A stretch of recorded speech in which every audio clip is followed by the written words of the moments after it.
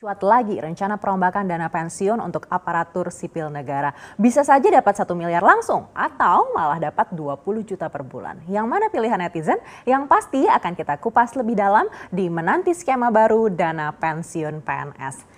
Kita akan langsung lihat slide yang pertama. Sebelum kita melihat apa saja yang akan dirombak, kita akan lihat dulu berapa besar jumlah dana pensiun ini membebani negara. Kalau menurut Dirjen Anggaran Kementerian Keuangan, anggaran untuk pensiunan PNS, TNI, dan Polri saat ini mencapai 120 triliun rupiah per tahunnya yang akan diberikan kepada 3,1 juta pensiunan. Nah, untuk pensiunan PNS pembayarannya melalui Taspen, sedangkan untuk TNI Polri melalui PT Asabri. Sedangkan menurut BPK, program pensiun PNS, TNI, dan Polri ini tidak efektif karena belum ada tata kelolanya secara lengkap dan belum disesuaikan dengan perkembangan peraturan perundangan yang berlaku. Jangankan tata kelola, penetapan besaran iuran pemerintah saja belum ada. Kalau menurut Undang-Undang Nomor 40 Tahun 2000, Taspen dan Asabri harus dialihkan ke BPJS Ketenagakerjaan atau BP Jam Sostek. Jadi memang ini cukup kompleks dan belum ada aturan yang pasti. Di sisi lain, upah ASN terus terpotong setiap bulan untuk dana pensiun. Meskipun belum memenuhi masa iuran 15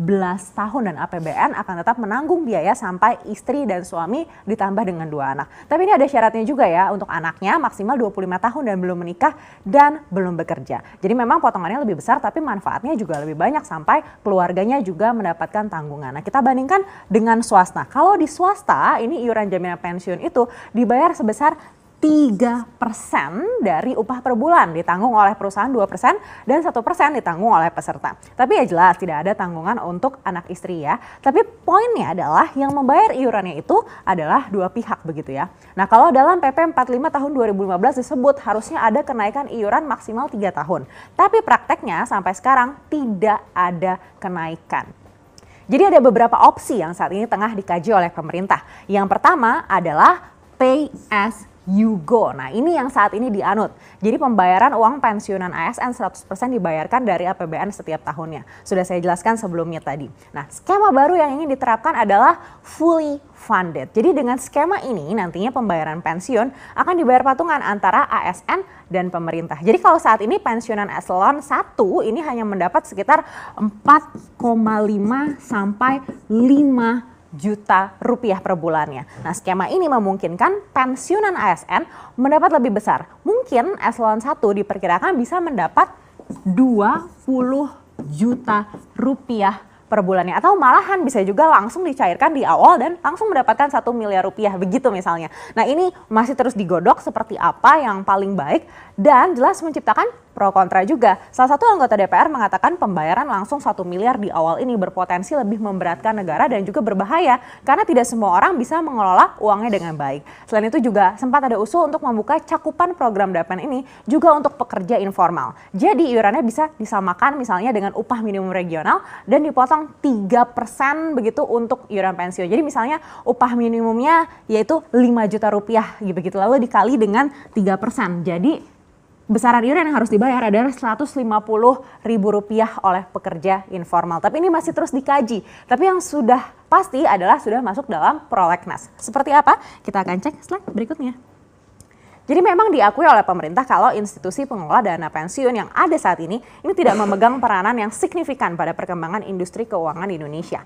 Perbankan masih mendominasi dengan porsi 78%, sedangkan institusi DAPEN ini hanya 2,5% saja dari total aset sektor finansial. Dibandingkan dengan negara Asia lainnya, Indonesia jelas masih tertinggal. Padahal sangat penting memastikan pengelolaan dana pensiun yang baik untuk bisa meningkatkan kepercayaan masyarakat. Nah, untuk itulah dicetuskan perbaikan terutama dari Kementerian Keuangan yang membahas antar kementerian juga. RUU Dana Pensiun menjadi salah satu dari 19 RUU yang diusulkan Kementerian Keuangan untuk masuk dalam prolegnas jangka menengah tahun 2020 hingga 2024. RUU Dana Pensiun ini akan menjadi tanggung jawab Badan Kebijakan Fiskal didampingi Unit Sekretariat Jenderal Kementerian Keuangan.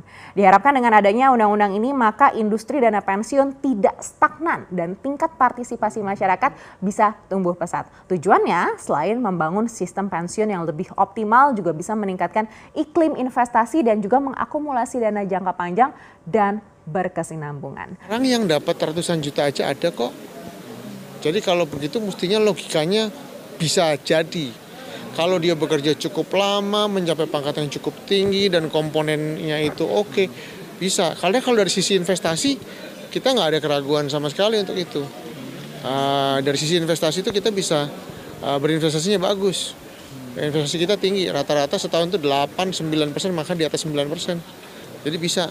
Nah itu kalau dari sisi, kalau secara total 1 miliar pasti lewat. Tapi kalau yang diharapkan itu misalnya 1 miliar pada waktu pensiun dapat bruk begitu, tergantung programnya nanti seperti apa. Bisa aja.